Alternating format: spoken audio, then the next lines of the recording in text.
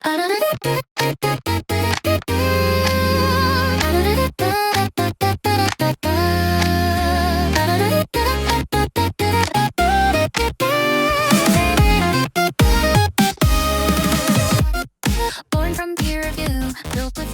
月21日午後11時を回りました。皆様こんばんは。今週も始まりました Cardano Radio。いや先週パイの話すごかったですよね。本当にカルダノ愛というかね、いろいろいっぱい話を聞かせてもらいましたけれども、今週もねいっぱいいろんな話を聞いて僕も勉強させてもらいたいと思います。じゃあここでまた読んでみましょう。 Hello!Hey, thanks for having me back. Yeah, thanks for coming on again. I'm very excited to do a lot of learning today. Yeah. So, I mean, a lot of people are familiar with SundaeSwap, even in Japan. And, I want you to start off by maybe talking about Sundae Labs, which is behind the company behind it. Yeah, absolutely. So, SundaeSwap is kind of what we're most known for. Mm-hmm. That's what we started to build. We were founded in April of 2021, kind of in the pandemic lull. A lot of us were looking for something to do because we were all bored out of our minds in the pandemic. And then we, had a very frantic fundraise and a very frantic build. We were kind of on the bleeding edge, figuring out how to even build things on Cardano. And then we launched SundaeSwap, kind of very to much fireworks in January of 2022. And I say much fireworks because if you weren't around then, we were kind of victims of our own success. And we had, I think 200,000 orders placed in the first couple of days, if I have those numbers right. It's been a while, so maybe I got those wrong. But we had a lot of orders, and back then, the Plutus was really unoptimized, and the block sizes and the limits for each transaction were a little bit smaller, and so we could only process like 3 orders per batch. Wow.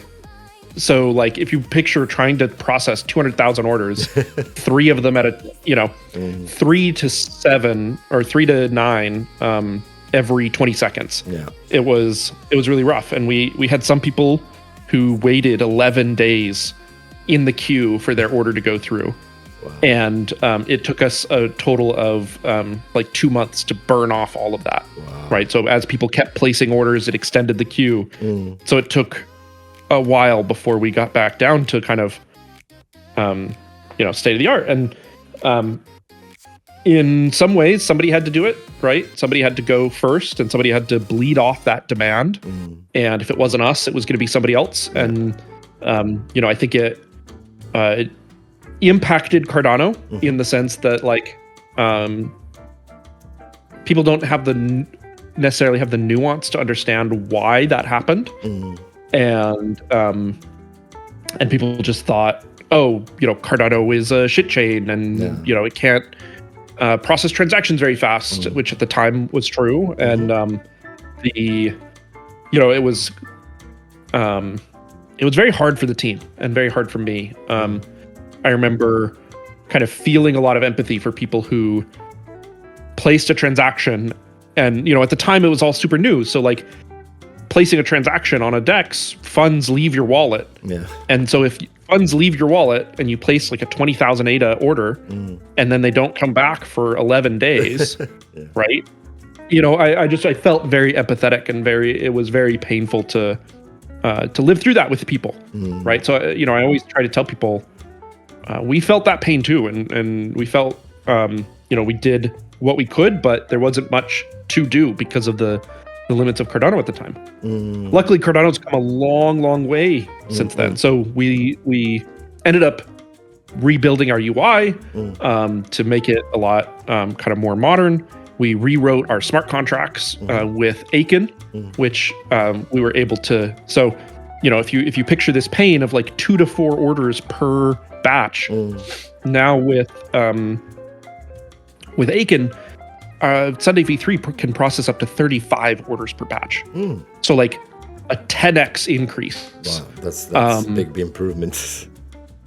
Yeah, it was, and you know, we've had like very small, short-lived, like 2-3 minute backlogs as with like really hyped meme launches or whatever. But you know, overall,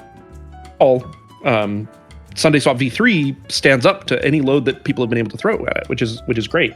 And I think a testament, you know, people maybe took the wrong lesson from the Sundae V1 launch, which is not, hey, look, Cardano couldn't keep up with transactions, right? Which is, it was true, but I think the better lesson and the thing that it really inspired me was, hey, look, Cardano stayed up through that. Cardano was able to continue processing transactions, even if it wasn't doing so kind of as quickly as maybe other chains were, or as we would expect today. The chain itself was incredibly resilient, and that gave me a lot of hope. You know, scaling is something that you can solve incrementally over time.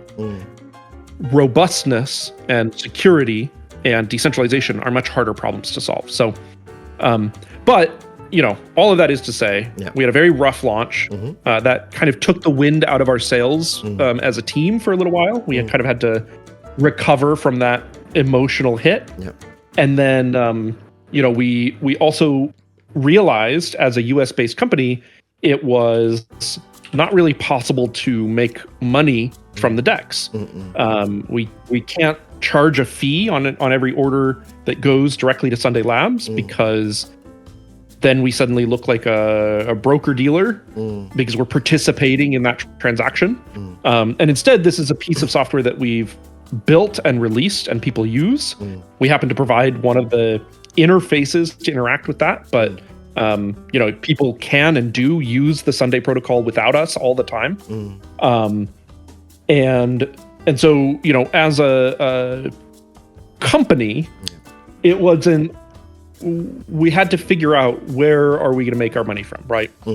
And we tried a couple different things. We built a governance platform that we tried to sell to people, but there just wasn't that many people who wanted to do governance. Clarity is doing a much better job at that at the end of the day. We built a rewards distribution platform, which has been pretty successful. It's used by Indigo and Liquid and Book.io, and you know, we distributed our ISO rewards, if you remember those back in the day, through that. So, but you know, that's doing decently well as a standalone product, but it's not necessarily so lucrative that we can build an entire business on top of it. And so what we ended up landing on that has started to be quite successful in the last year and a half is pivoting to more of a software consulting company. And so we're instead saying, okay, we're still building and advancing and improving the DEX, and we've got some cool things coming out soon that maybe we could talk about in a second. But we're going to push Cardano forward and find the people who want to push Cardano forward and you know, have them pay us. And that's IOG, Intersect, Cardano Foundation, things like that. And so we're now more of a consulting firm, and the DEX serves as our advertising vehicle, right? Like, look at what we've built that's stayed up for 4 years. And so, you know, we're working on just so many cool things these days. I'll just kind of run through them real quick for you. So on the DEX side, we're launching a feature called Strategies, which is this intent-based automated trading feature. So you can set up bots that run on Demeter to act on your behalf. So like, you can set up a dollar cost average strategy, or a box spread strategy, or a trailing stop loss. Like these things where you can give it funds. You can delegate the trading authority, but not the custody of those funds. So you can say, hey, you're allowed to trade on my behalf, but you can't actually spend those funds and like take them somewhere else. They have to stay in the Sundae order contract. And then run that on like a server that's slightly less trusted than, you know, than say your own computer. So they can be always on and always listening to the blockchain within the Demeter platform. Now, there's nothing stopping you from running it yourself, but the product that we're building is that. And so that's really exciting to us. We're also launching stable swaps very soon. So we've built a stable swap pool, done a lot to optimize it, done a lot to test the different parameters and kind of really fine tune that. So we think that'll be really exciting when it launches. And we've also got a couple other interesting pool types in the works that are a bit of a slower burn, but will be really interesting. So one of them allows like permissioned DeFi, like regulated DeFi. You can create a pool, like say you're Wells Fargo and you want to put $10 million into a pool, but you're worried that a regulator might say, hey, you're financing terrorism because people are using that liquidity to, swap in and out of a stable coin or whatever. You, as the liquidity provider, can make the choice that you don't want your funds used for a certain purpose, and you can require extra conditions. The reason, so that's all done and implemented. The main reason it's not live is because we don't have that first customer. We don't have that, first regulated entity that wants to deploy liquidity, but we're kind of having talks with people about that all the time, looking for that first customer.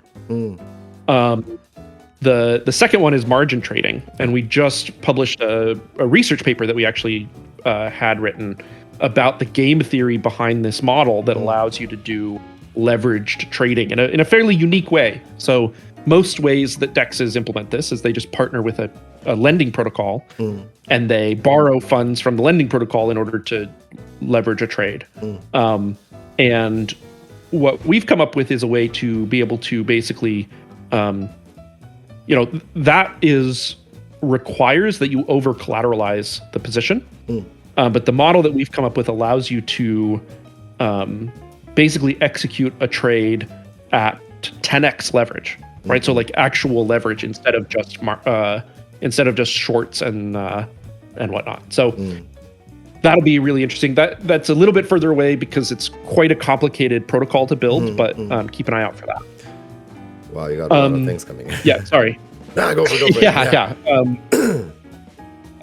Outside of the DEX, some of the things we're working on is we're working on Amaru. We just got treasury funding to help. So it's 5 different organizations that are working on that. Us, Blink Labs, TX Pipe, the Cardano Foundation, and DC Spark. And so we're helping with that. That's been really fun. We're working on Acropolis, which is also a Rust rewrite of the Cardano node that IOG is doing. Yeah. But that has slightly a different focus. This is more so, Amaru is meant to be a single standalone node that does what the Haskell node does really well, right? Trying to be best in class Rust node. Acropolis still trying to be best in class, right? Or trying to be a fantastic node, but it's more from a modularity perspective. It's more from a, hey, if you want to build something that interacts with the Cardano blockchain, here are all of these little components. Here is a mempool component. Here is a block forging component. Here is a state indexing component that you can run kind of your own subset of those features for just your purpose. And that'll be really interesting and fascinating and essential for the cross-chain era of Cardano. As we build integrations into all of these different chains, you need to build infrastructure that indexes and watches those different chains and lets you it's like a laboratory where you put the pieces together in different ways. Yeah. Wow. We're also working, so we've done a bunch of work to help Laos and the all of the fancy simulations that you've seen in the Laos demos and stuff. Yeah. Those were written by somebody on my team. We're building on Midnight. So we're building a version of SundaeSwap on Midnight. Right now it's called codename Midnight Snack. We're helping Midnight get to launch, so we're actually just contributing to the core Midnight node. And we're building something called the Capacity Exchange, which is essentially going to let you pay for midnight transaction fees with tokens from another chain. So it's like cross-chain Babel fees, which is really mind-warping. So we're really excited about that. And then there's a few projects that are secret for now that I can't talk about. But we've got like 9 different pans in the fire right now. How can you manage all that in your head? That's amazing. I mean, there's so much going on. Yeah, I've got a really fantastic team. Yeah, so we're about 20 developers now. We just like doubled our team in the last 6 months. Wow. And they are just fantastic. I get a lot of credit because I'm like the front man. I do all the interviews. I'm on the YouTube channels, stuff like that. But like really most of the credit belongs with my team. Well, I'm really looking forward, for all the good stuff coming out from you guys. And it's amazing like how time flies. And I was just listening to you and try to catch up with what you're saying, learning as you talk. And I swear to God, I have to listen to this episode again to get everything in my head. But it was great. I mean, wow. I mean, so much going on, and it's really great for the blockchain and the crypto community. I mean, I personally am so thankful for all the effort that your team is putting into. Thank you very much for all the hard work. Thank you for having me on the show. Yeah. So basically, it's going to be a wrap again. So you kind of mentioned a little bit about midnight and stuff. So maybe we can carry on about that next week. Yeah, for sure. Alrighty, so bye. Thank you very much for coming on the show, and I'm looking forward to having you again next week.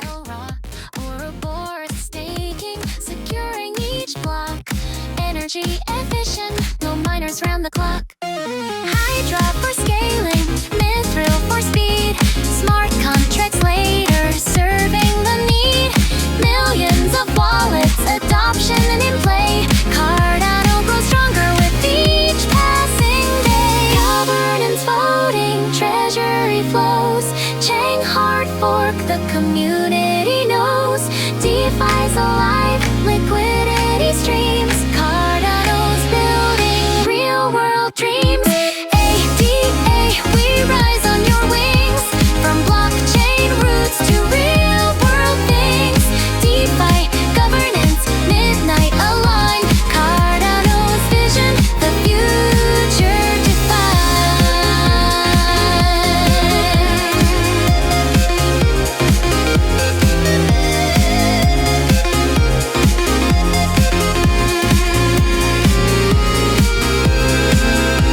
DJ for stability, Indigo's right. USDA common trust decentralized. DEX are trading, pools stay deep. Stake, delegate, rewards to keep. Midnight with us, protecting the right. Privacy balance with laws in sight. Identity verified, freedom and